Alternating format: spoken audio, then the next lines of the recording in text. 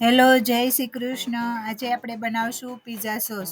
અને આ pizza sauce આપણે એકદમ સરળ રીત અને ટિપ્સ સાથે બનાવશું. ટમેટા બાફવાની ઝંઝટ વગર અને એકદમ ટેસ્ટી એવો આપણે પિઝા સોસ બનાવશું. પિઝા સોસ બનાવવા માટે આપણે 1 કિલો ટમેટા લીધેલા છે અને તેને આપણે કટ કરી લઈશું. કિલોગ્રામ ટમેટાની સામે આપણે 250 ગ્રામ કાંદા લીધેલા છે, તેને આપણે સાલ ઉતારી અને રફલી કટ કરી લઈશું.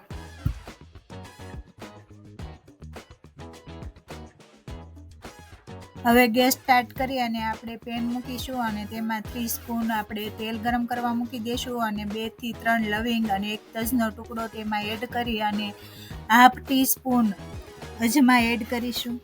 તજ, લવિંગ, અજમાનો વઘાર સરસ રેડી થઈ ગયો છે. તેમાં હવે આપણે જે રફલી કટ કરેલી કાંદા હતા તેને આ રીતની ક્રશ કરી લીધી છે તે તેમાં એડ કરી અને તેને પણ આપણે સાતળશું. કાંદા 20% સાતળાઈ ગયા છે. હવે તેમાં આપણે અડધી વાટકી ક્રશ કરેલું સૂકું લસણ તેમાં એડ કરીશું.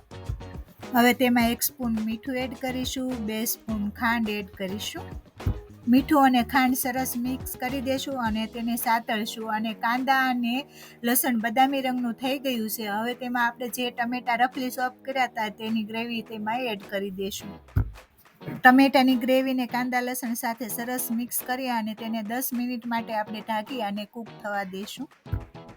આ સોસ બનાવી ત્યારે ટમેટાનું પાણી છૂટું ન પડવું જોઈએ એવી પરફેક્ટ ગ્રેવી બનાવવાની છે. જો આ આપણું ટમેટાનું બધું પાણી બળી ગયું છે અને એકદમ પરફેક્ટ થઈ ગયું છે, હવે તેમાં આપણે મસાલા એડ કરીશું. 1 સ્પૂન તીખું લાલ મરચું powder, 2 spoon chilli flakes add કરી અને સારી રીતે મિક્સ કરી દઈશું. હાફ ટીસ્પૂન મરી પાવડર, 1 સ્પૂન ઓરેગાનો એડ કરીશું.